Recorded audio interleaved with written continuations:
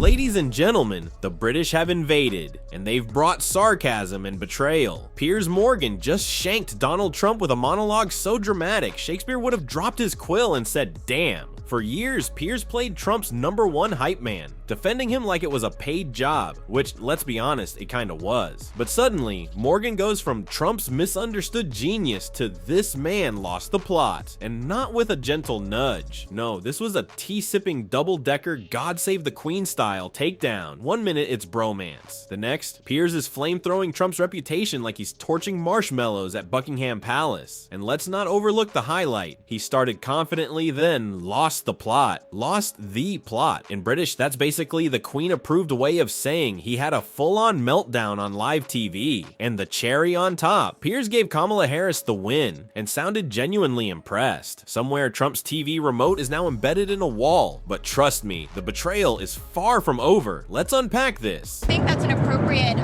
precedent to set, even if it wasn't you in this position, to see a president serve a third term. I don't want to talk about a third term now because no matter how you look at it, we got a long time to go. We have a long time. You know, we have almost 4 years to go. And that's a long time. But despite that, so many people are saying, you've got to run again. They love the job we're doing. Most importantly, they love the job we're doing. Trump doing mental gymnastics to dodge a simple question about a third term, like he's trying to rebrand dictatorship as just vibes. People love the job I'm doing. Sir, your approval rating is somewhere between lukewarm oatmeal and the IRS. Meanwhile, Piers with that silky British shade points out the obvious. Trump's fantasy isn't just running again, it's running forever. Forget tanks rolling down Pennsylvania Ave. He probably imagines golden Trump statues replacing the Lincoln Memorial. And folks, this is just the warm-up, because when Piers Morgan, the man who basically had Trump Stan stitched onto his Union Jack, starts flipping the narrative, you know something juicy is coming, so don't go anywhere. The next clip, oh, it gets even messier. Harris laid out a series of glaring traps for the former president, and like a cartoon mouse distracted by the cheese, he became ensnared by all of them. She snared him with rage bait about his rallies. And it worked. Again, petty stuff, but I just love Piers Morgan, who presents himself as a nonpartisan journalist with no particular bias, acknowledging that Donald Trump had an unambiguous, unmitigated. So let's get this straight. Kamala Harris set up a few strategic landmines during the debate, and Trump walked into every single one of them like Wile E. Coyote chasing a roadrunner made of voter backlash. And there was Piers Morgan, finally admitting what we've all known since 2016. Trump isn't a master tactician. He's a rage-driven chaos muppet who falls for bait faster than a cat in a laser pointer store. But the real gag here, watching Piers, the former high priest of Trump worship, start calling out the obvious, like he didn't just spend years gushing over the man like a royal correspondent covering a royal baby. Let's rewind for a second, because this wasn't just some admiration from Morgan. No, this was obsession. Piers didn't just support Trump. He practically wanted to get adopted by him. He was out here writing verbal love letters in his columns, grinning like a kid in a MAGA hat factory anytime Trump gave him attention. Trump could have said the sky was green and hospitals should sell Big Macs, and Piers would have called it refreshing political honesty. Whatever you think of Trump, you can no longer deny he has enormous personal courage. I mean, to do what he did took real balls of steel. Anyway, he was watching, and when I got back to my hotel, he rang me. We had a 15-minute chat. He was exactly the same Donald Trump he's always been. He hadn't changed one iota. He spent 5 minutes talking about how much his ears had bled and how he discovered that ears bleed more than any other body part. And his ears, of course, bled more than most people's ears. I mean, just listen to that. Balls of steel? Is this a news segment or a fan fiction? Piers literally had a post-debate phone call with Trump where they spent 15 minutes discussing the physics of ear bleeding, because of course they did. This is the same Trump who could derail a NATO summit with a story about how his ketchup stains are stronger than everyone else's. And Piers, he was hanging on to every word like Trump just discovered the cure for hearing loss. There was a time, not so long ago, when Piers Morgan's Trump devotion was, let's call it intimate. Every unhinged tweet tweet every press conference meltdown, Morgan was there, emotionally spooning the narrative and whispering, "You're doing amazing, sweetie." Because for Piers, Trump wasn't just a political figure. He was content, pure, unfiltered, rage-click gold, the kind of chaos that guaranteed airtime and headlines. So naturally, Morgan attached himself to the spectacle like a moth to a dumpster fire. Because nothing says journalistic integrity like cuddling up to the human equivalent of a walking, talking Twitter war. And yet, here we are. Piers is backing away. Trump is bleeding from the ears. And somehow this circus is just getting started. The point about Trump is he's 78, but has the energy of a 60-year-old.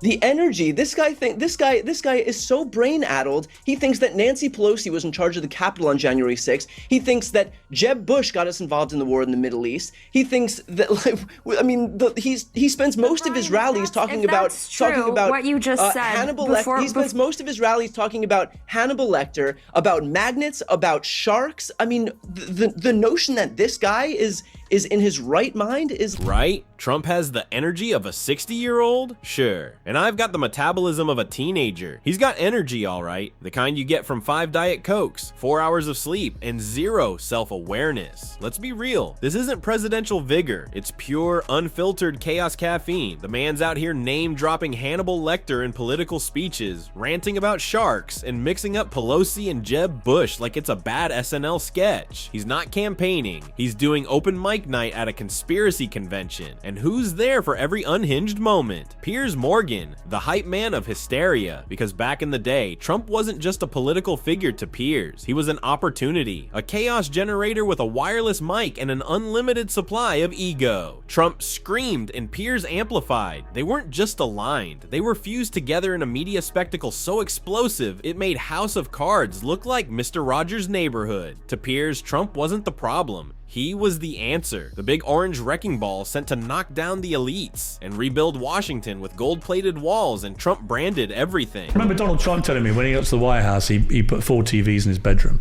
And he used to wake up in the morning at 5 o'clock because he doesn't sleep.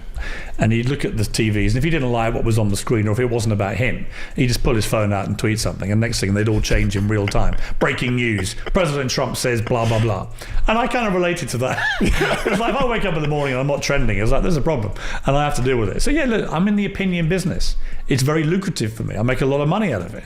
I get a lot of notoriety and fame. And there it is. Trump, so addicted to the spotlight, would literally change the global news cycle from bed, like a toddler with executive powers and a phone full of bad ideas. And Piers, he didn't just relate, he admired it. This wasn't journalism, it was a bromance built on mutual narcissism and the shared belief that fame equals power. Piers wanted to trend, Trump wanted to be worshipped, and together they created a media black hole that sucked in the entire planet. But that bond, it was never built on values, it was built on views, and views fade. Eventually, even Piers Morgan, the Trump hype train conductor, realized that riding shotgun on this circus parade only leads to one destination: political oblivion. Because once the MAGA confetti settles and the retweets dry up, you're just left standing next to a man who can't stop talking about magnets and sharks at presidential rallies. At some point, even the biggest attention addict has to admit this might be bad for business. And that's when Piers, the ride or die, started quietly backing away from the orange inferno he helped fan into flames. But trust me, the next moment, it's the one where the entire Trump-Piers rom-com turns into a breakup ballad. And it's brutal. This is just sad, man. How many illegal immigrants, did Barack Obama deport in his 8 years as president? Oh, I don't know. Have a guess. No clue. No clue. Interesting, right? You don't know. I mean, I know it was a lot, but I don't know the exact number. Have a guess. Oh, I don't know. The answer is over 3 million. Damn. He was known as deporter-in-chief by Mexicans. Yes, and that was more than Trump did. He deported way more than Trump. He deported way more pro rata than any president in history. Who dropped the most bombs in a calendar year in American history? Oh, come on. President Barack Obama. Okay, pause. That clip right there, it's what we call classic Piers, doing intellectual gymnastics to defend Trump by dunking on Obama. This wasn't just about facts, it was about making Trump look like the victim of unfair media persecution. Oh look, Obama dropped bombs too. Yeah, Piers. And I bet Obama also knew where Belgium was on a map and didn't tell NATO leaders to buy beachfront property in Greenland. But then the illusion shattered. And by illusion, I mean the unholy fantasy that Donald Trump was some kind of misunderstood genius in a red tie, because here's the thing, when you're that close to the fire, eventually you start to smell the smoke. Piers had a front row seat to the Trump show, the tantrums, the global face palms, the scandals that rolled in faster than a Fox News push alert, and slowly it clicked. Trump wasn't just shaking up the system, he was shaking the country apart like a toddler with a snow globe full of nuclear codes. What once looked like bold leadership started looking a lot like unhinged reality TV, just with higher stakes and worse hair. So what did Piers do? He did what every totally unbiased journalist does when the brand starts sinking. He jumped, and not subtly either. He backpedaled like he was racing for a spot on Dancing with the Stars Political Edition. But you're kind of rooting for Trump, and you could tell that you were disappointed in how it went. So I get it. You guys are friends. It's okay. I'm actually, Anyways, you've always miscategorized. Just to be clear, I'm not disappointed. I genuinely thought he was going to win. That moment right there, it's the we were on a break of political breakups. Piers pretending like he wasn't emotionally invested in Trump's downfall is the funniest thing since Trump tried to buy Greenland. You've always miscategorized me? Sir, there are years of footage saying otherwise. Calm down. But now, Piers has turned the knife. The man who once praised Trump's steel balls is now shredding him like it's open mic night at a satire club. And it's not just policy critiques anymore. No, Piers is coming for everything. The decisions, the relationships, the behavior, the golf swings, the way Trump blinks when he's lying. It's personal now. This isn't just someone walking away from the chaos. This is someone who realized they'd been conned, and now they're airing the receipts in high definition. Watching Piers Morgan roast Trump is like watching a jilted ex go on national TV to say, actually, he was the problem. And the best part, Trump's still acting like they're friends. Like any day now, Piers is gonna come crawling back with a bouquet and a Make America Great Again mug. Spoiler alert, that MAGA mug is shattered, and Piers is using the pieces to cut Trump's credibility into confetti. But we're not done. Piers Morgan makes a great point about the Trump conviction. I never thought I'd live to see an American president convicted on felony charges. But I always imagined if it did happen, then the case might be about something like a deadly illegal war,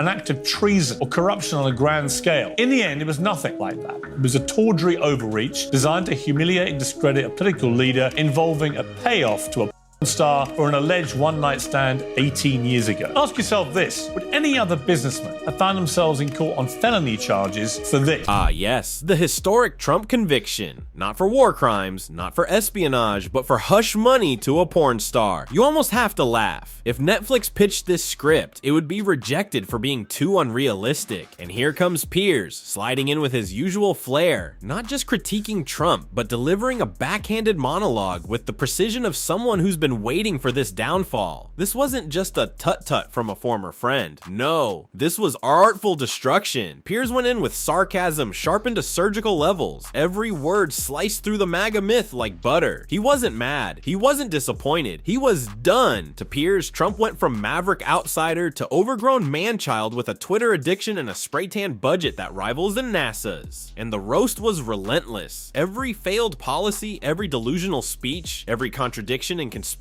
and unhinged outburst, Piers threw them back at Trump like a greatest hits album of presidential disaster. Morgan now thinks Trump will win, so he's being nice to Trump.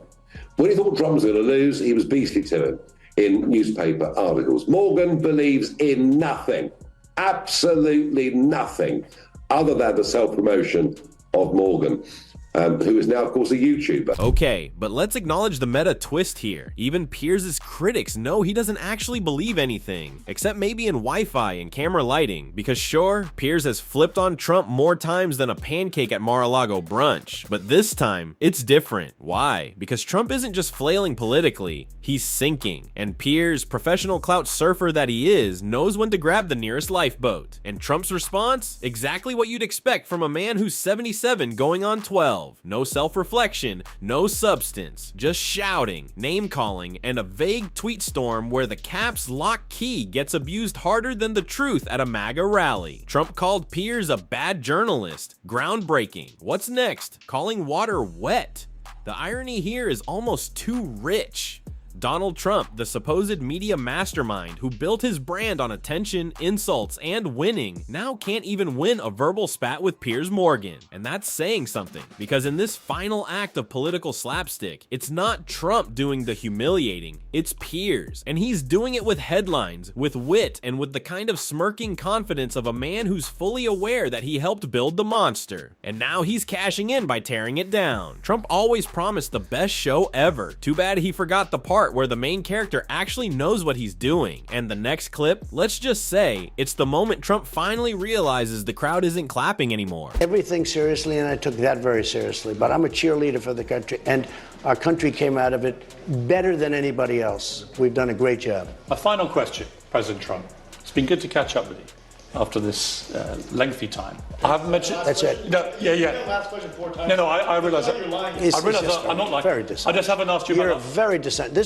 This was a 20-minute interview. Oh, sorry. Listen, this was a 20-minute interview. And there it is. The Trump-Morgan meltdown caught on tape. This wasn't just an interview. This was a full-blown implosion in real time. Trump, rattled and defensive, storms out like a pageant queen denied a crown. Piers tries to stay cool, but even he can't contain the chaos. It's petty, it's dramatic, it's deliciously Trumpian. But let's be honest, this was never really about journalistic integrity or some noble political mission. It was always about attention. Piers Morgan and Donald Trump didn't have a friendship. They had a transaction. Trump used Piers like a PR megaphone, and Piers, he happily played along, soaking up the ratings, the headlines, the relevance. They were made for each other, like two reality TV villains trapped in the same elevator. But now that Trump's golden aura has rusted into felony charges and political irrelevance, Piers has done what every good opportunist does. He bailed, and not subtly, not respectfully. He left skid marks on the way out, because the truth is, Piers Morgan never cared about Donald Trump. He cared about the platform Trump gave him. The moment Trump stopped being useful, the bromance was over faster than Trump can scream fake news. You've been completely unflagging in your refusal to accept defeat. You know why? Because if our country doesn't have fair and free elections, and if our country doesn't have borders, we don't have a country. We have crooked, corrupt elections. Here's what I would say to you. I believe it was a free and fair election and that you lost. That's my belief. And you're a fool. Maybe I am a fool. Maybe I'm the fool in this conversation. And you're a fool and you haven't studied. There it is, the grand finale. Trump, now reduced to shouting "you're a fool" like he's arguing in a high school lunchroom, tries to claw his way out of an interview he can't control. This wasn't strength. This wasn't conviction. This was the sound of a man unraveling, publicly, spectacularly, and in front of someone who knows all his tricks. Because if anyone knows how to throw Trump's entire playbook back in his face, it's Piers Morgan. And the irony? Trump created this monster. He gave Piers the access, the stories, the spotlight, and now that spotlight is burning him alive. Trump spent years mocking critics, denying facts, and spinning tales. But now he's face to face with someone who isn't afraid to clap back, with receipts, sarcasm, and a global platform. Piers has officially gone from Trump's biggest cheerleader to the guy narrating his downfall like it's the season finale of a political soap opera. And we're all watching. Do you worry about him? Do you worry about his safety? I mean, as a man, you know him. I mean, if he does, he genuinely does phone you up. You're not making that up. No, he calls me quite a lot. He called me, in fact, he called me the other day. It was absolutely hilarious. He called me the other day, and I kid you not, this is how the conversation went. Piers, it's Donald. He said, I'm just watching you on TV with Melania, and I just said to Melania, wow, he's looking great. Oh, behave. And he said, you know something? He's looking so great, I'm going to call him and tell him how great he looks. So I'm just calling you to tell you, Piers, you're looking great. And that, ladies and gentlemen, is how the circus ends. Not with a bang, but with an awkward, self-congratulatory phone call about who's looking great on TV. Picture it.